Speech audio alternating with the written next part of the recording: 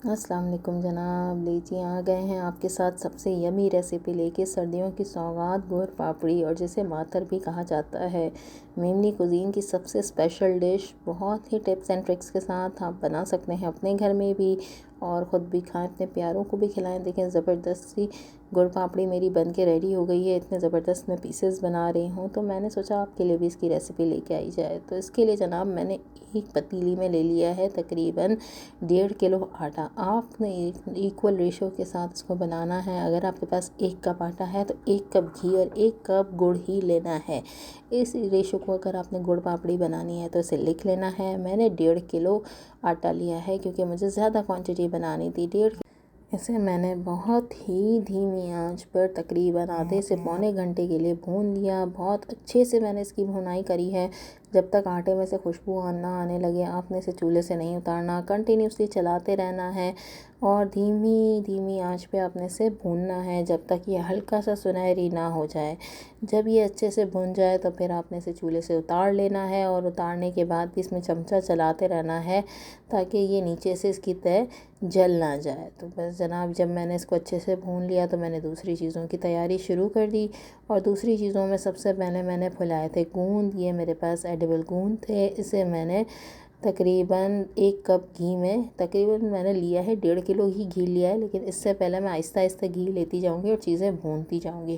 तो 1 कप घी मैंने गरम कर लिया था और उस घी में मैंने एडिबल गोंद को फुला लिया था। गुड़ पापड़ी की ये रेसिपी अगर आप अपने सारी टिप्स एंड ट्रिक्स के साथ इसी तरीके से फॉलो करेंगे तो आपकी भी गुड़ पापड़ी और मातर बहुत अच्छी बन के रेडी होगी।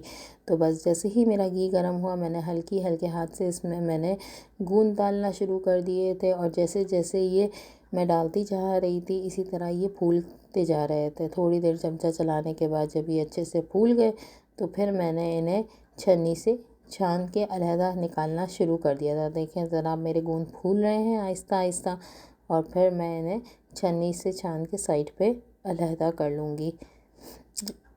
बस इसमें खाली आपने रेशो का ध्यान रखना होता है। बाकी आप जितने ड्राई फ्रूट्स डालेंगे, जो जो चीज़ें आपको पसंद है अगर आप वो डालेंगे तो इससे आपकी गुड़ पापड़ी बहुत अच्छी बन के रेडी होगी।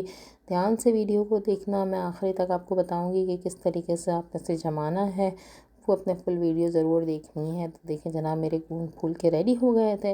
इन्हें मैंने अच्छे से स्टेन कर लिया था छन्नी की मदद से और एक तरफ डिश आउट कर लिया था।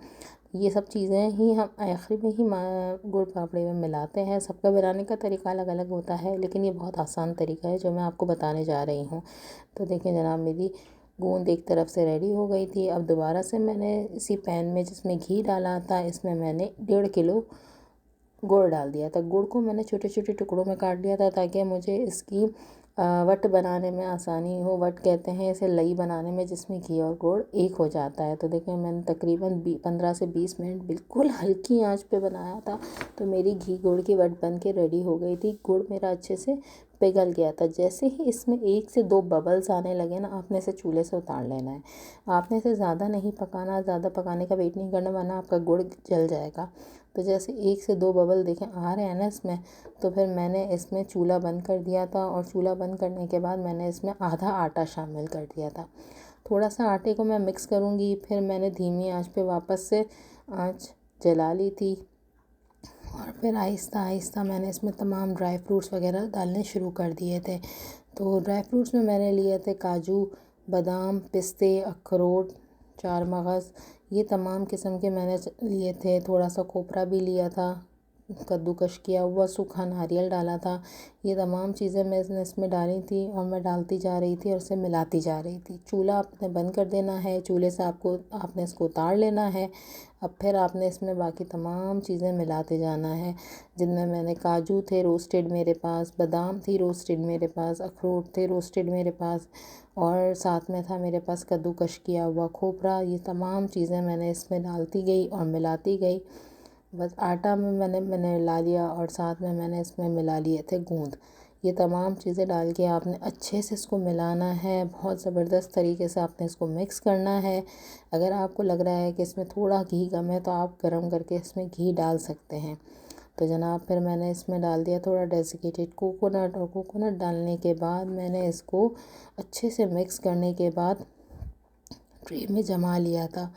ये ट्रे में जमाने के बाद मैंने हाथ से थोड़ा सा इसको मैश कर लिया ताकि जल्दी जल्दी ये ठंडा होने लगे और फिर मैं इसके पीसेस काटूँ, क्योंकि अगर आप इसके पीसेस नहीं काटेंगे तो फिर ये जो है वो उसके टुकड़े सही से नहीं उतरेंगे। तो आपने हाथ को ही हल्का सा ग्रीस करके और उसको हाथ से ही फैला लेना है, और फैलाने के बाद आपने जो है वो इसके ऊपर भी ड्राई फ्रूट्स वगैरह डाल देने हैं, जो भी आपको डालने हों। बादाम को भी आप चॉप करके डाल सकते हैं, पिस्तों को चॉप करके डाल सकते हैं, अखरोट वगैरह भी डाल सकते हैं। इसमें चार मगज़ और सनफ्लावर सीड्स, पम्पकिन सीड्स का भी आप इस्तेमाल कर सकते हैं।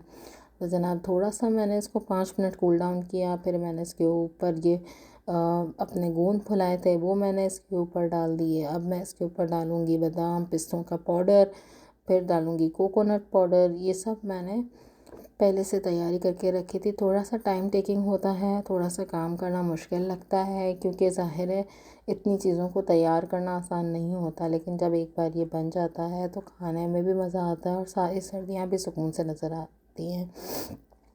आप एक बार बना लें इसको, अपने बच्चों को खिलाएं, खुद भी खाएं। बहुत ही हेल्दी वर्जन है। अगर आप इसमें देसी ही इस्तेमाल करते हैं तो यकीन जानिए इसके फ़ायदे दुबाला हो जाते हैं, लेकिन नॉर्मल घी से भी आप इसे बना सकते हैं।